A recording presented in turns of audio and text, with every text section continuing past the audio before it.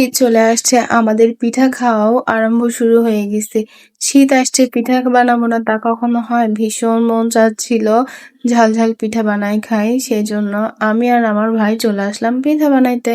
আসসালামু আলাইকুম বন্ধুরা, আশা করি সবাই ভালো আছেন এবং সুস্থ আছেন। আমি বৈশাখী চলে আসলাম নতুন আরো একটি ভিডিও নিয়ে আপনাদের মাঝে। আজকে আমি বানাবো কুশলি পিঠা। সেটা হচ্ছে মুরগির মাংস দিয়ে, মানে ঝাল ঝাল করে আলু দিয়ে মুরগির মাংস দিয়ে আর কি বানাবো। তো কার কার এই পিঠাটা ভালো লাগে অবশ্যই আমাকে কমেন্ট করে জানাবেন।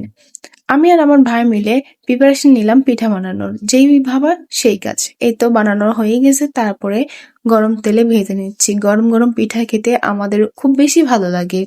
আপনাদের কার কার পিঠা খেতে ভালো লাগে অবশ্যই কমেন্ট করবেন। আর আমার ভিডিওগুলো যদি আপনাদের ভালো লাগে থাকে অবশ্যই লাইক শেয়ার কমেন্ট করে দিবেন। আর আমার পেজটাকে ফলো দিয়ে যাবেন যেন পরবর্তী ভিডিও সবার আগে আপনি দেখতে পান। তো এই তো বন্ধুরা, আমাদের পিঠা ভাজাও শেষ হয়ে যাচ্ছে আস্তে আস্তে। তো পিঠাগুলো সুন্দরভাবে ভেজে নিচ্ছি যাতে পুড়ে না যায়, সেদিকটাতেও খেয়াল রাখতে হবে। আর আমার তো ভীষণ ভালো লাগছে, ভীষণ মানে ভীষণ। এত মজার পিঠাগুলা, ও মানে মুখে দিলেই যেন নাই হয়ে যাচ্ছে, এত সুন্দর।